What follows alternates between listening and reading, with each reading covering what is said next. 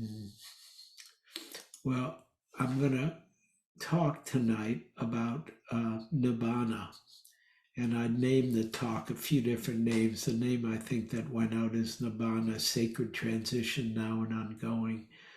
Uh, and also, I also was named it Nirvana and Nibbana, Nirvana being the Sanskrit, Nibbana being the Pali. Nirvana and Nibbana, magic and mystery, the magic and mystery of Dharmic transmission. Magic and mystery of Dharmic transmission.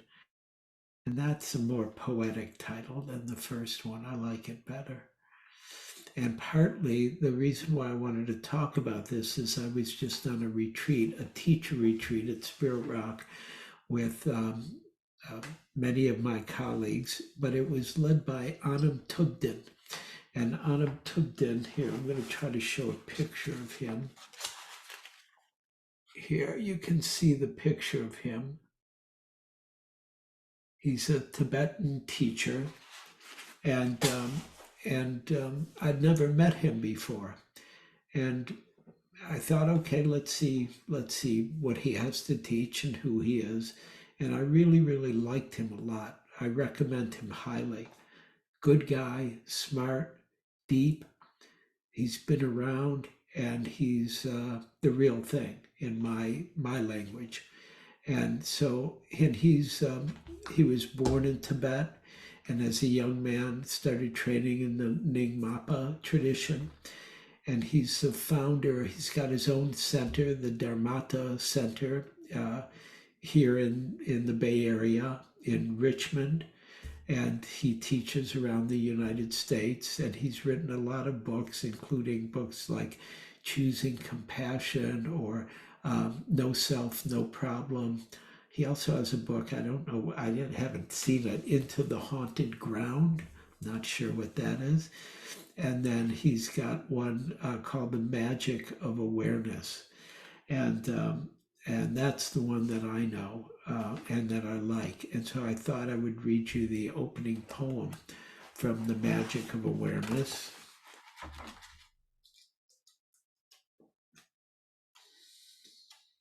He likes poetry a lot, so I like that about him.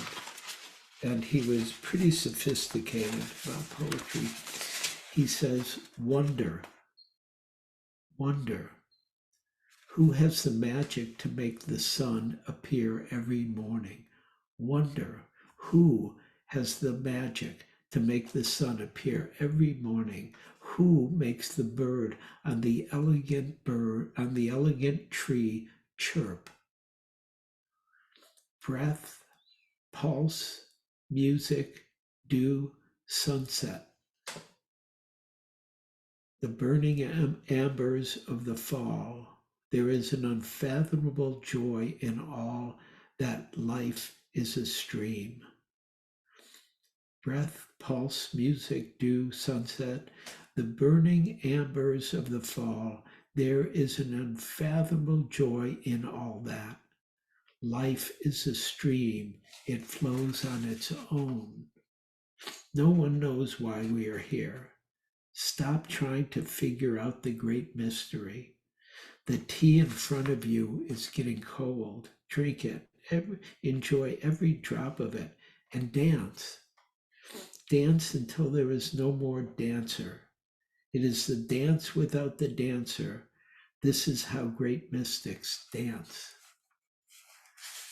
And so I hope you can hear already, he's a very interesting Buddhist teacher and very, a little bit out of the box and a little bit and fully in the box at the same time. And I love that kind of simultaneity of awareness that is both traditional and not bound by the limits of the tradition at all. And so he did a lot of teaching at Spirit Rock for us on the magic of awareness. And we talked about it in a lot of different ways. And we talked about it, about the magic of life itself, the magic of being alive.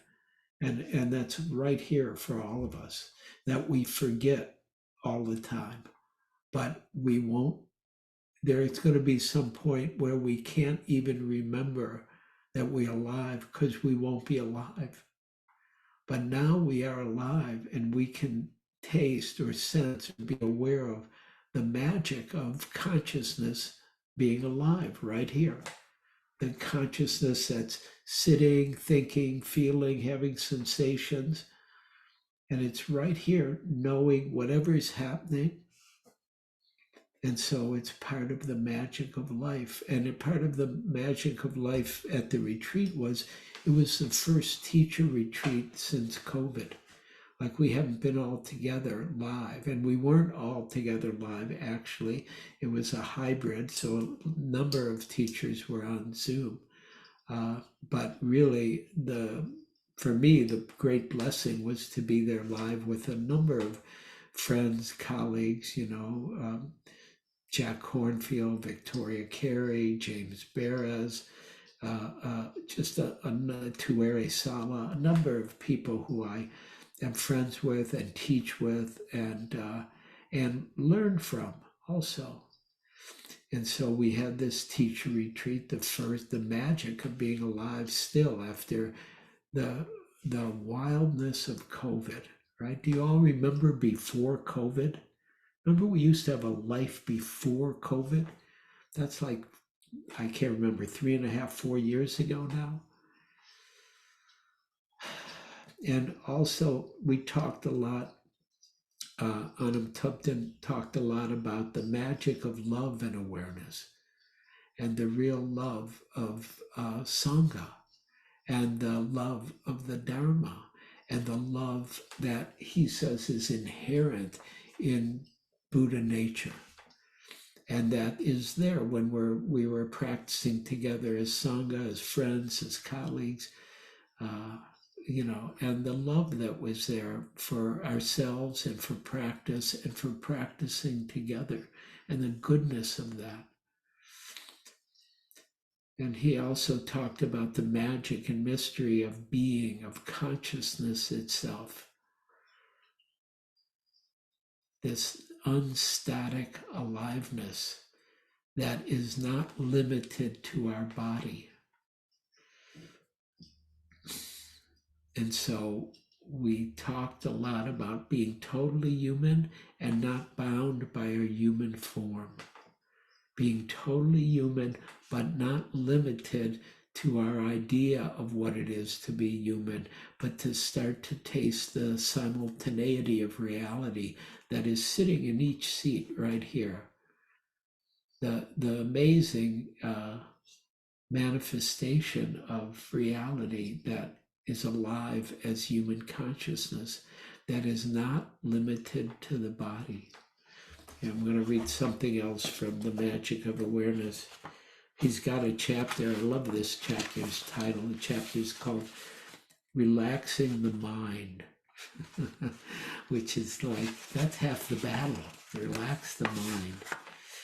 And then he begins, he says, you are consciousness. You are consciousness. You, talking to each of you, you are consciousness. And then he continues, he says, you are consciousness and so am I. Consciousness is said to be groundless because it has no size, no color, shape, or location. Some people think that consciousness is living in us. However, such a view is very limited in scope since this consciousness is all-pervading. Some people think consciousness is living in us. However, such a view is very limited in scope since this consciousness is all-pervading. We live in it. We live in it. We are it. It enjoys eternal play. Now and then consciousness forgets that its play is its own manifestation, and it gets lost in believing that it is separate from itself. I'll say that again. We enjoy eternal play. Now and then consciousness forgets that its play is its own manifestation and gets lost in believing that it is separate from itself. That forgetfulness is a fundamental delusion that gives birth to all troubles, problems, and struggles in unending chain reactions. Since consciousness itself, since consciousness itself is not separate from enlightenment, consciousness being aware of itself can happen suddenly and break the chain created by our forgetfulness. So I hope you hear how simple and direct and deep the teachings are that he offers, right? That you and I are both consciousness, and it's right here. And we forget of who and what we are. Well, we may not really have tasted yet the depth or the breadth or the emptiness or the unboundedness of who and what we are. And it was lovely to be with him because he's very deep and very humble and very simple and very grounded and very real. He liked to talk about waking up is not separate from all the messiness of life. I love that part. It's not separate from the messiness of life. Anybody here know about the messiness of life, right? Is that not part of the deal? And he had this lovely presence that was kind of embodied a certain transcendence, even though he was grounded in the world. And he said some interesting thing. He says humans are born with spiritual impulses, and that's natural in his understanding. That's normal.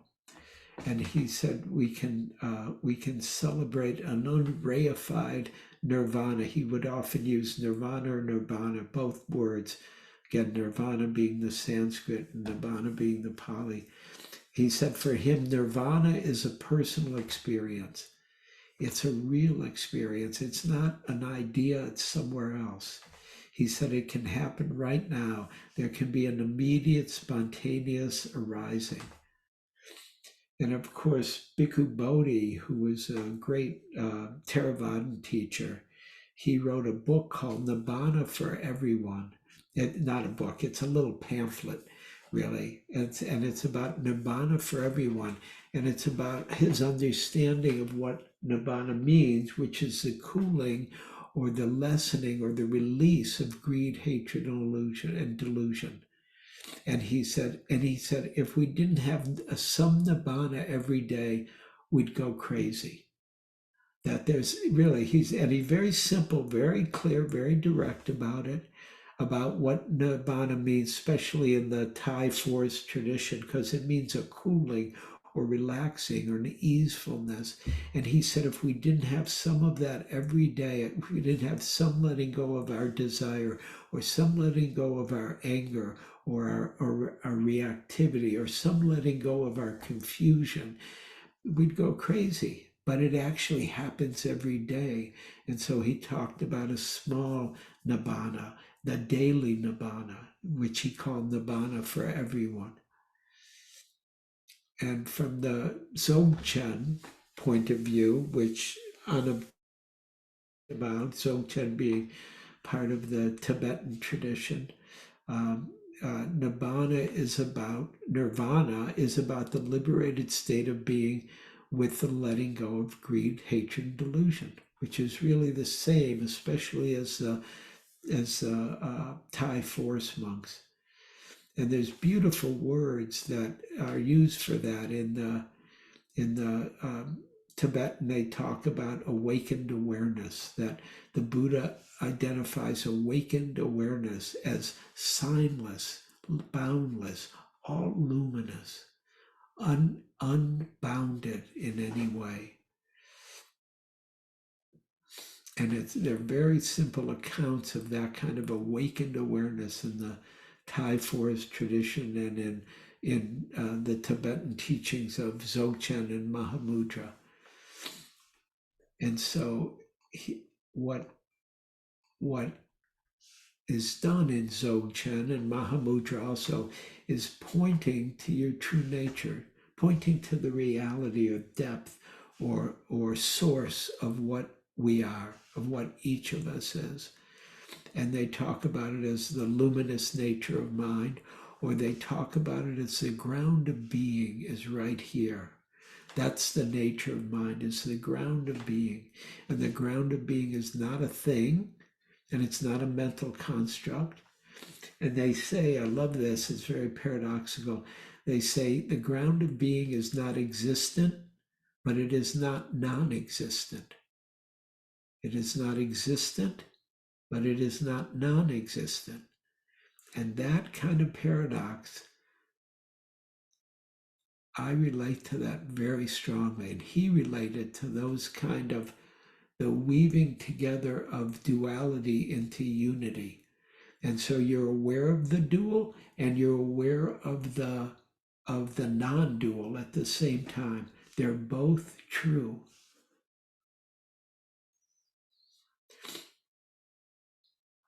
And one of the teachers he talked about, and he talked about relating to a lot of different teachers, some of whom were alive and some of whom were not alive.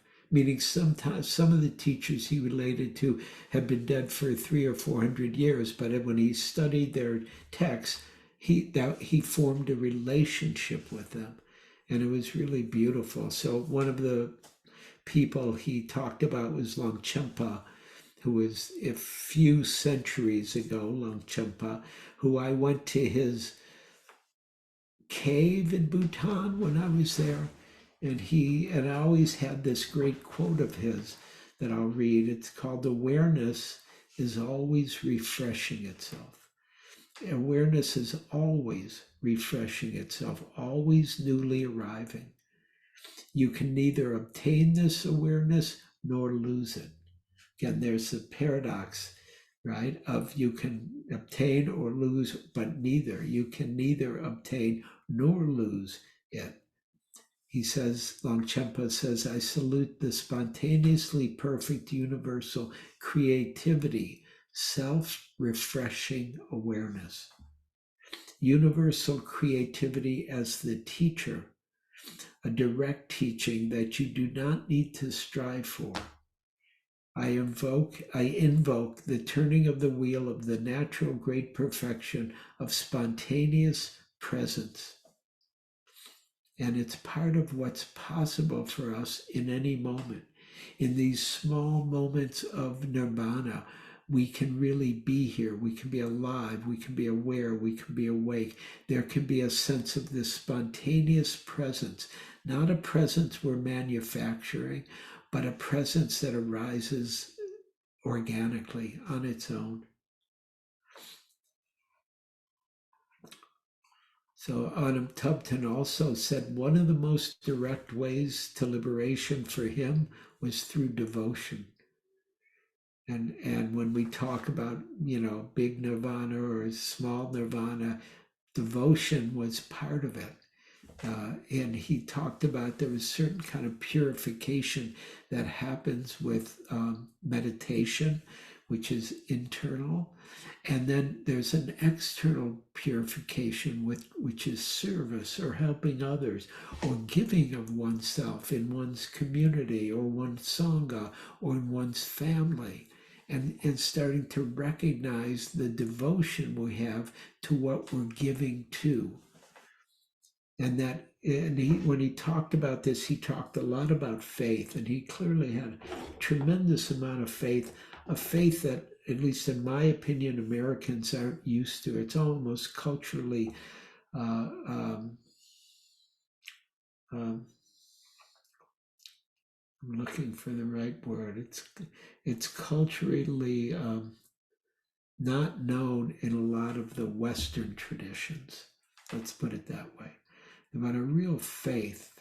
And he talked about faith being more than a belief, that it was an impulse or a desire, or what he called a sacred desire for transcendence, right? Having a sacred desire to wake up. And he also said it was an innate desire, right? that there was an unconditioned or an unborn desire that he talked about as Buddha DNA. And that if you're here, if you're in the Dharma, if you keep coming, you already have it. You already have some Buddha DNA. And that impulse, that faith, is innate Rigpa. And Rigpa is a Tibetan word which means intelligence or awareness or the innermost nature of mind, and manifests as spontaneous presence. Spontaneous presence. And so that kind of desire for awakening, desire for freedom, desire for the truth, the desire for love, the desire for everybody to be free of suffering, those desires are part of what he called the innate Rigpa, or the innermost nature of heart and mind.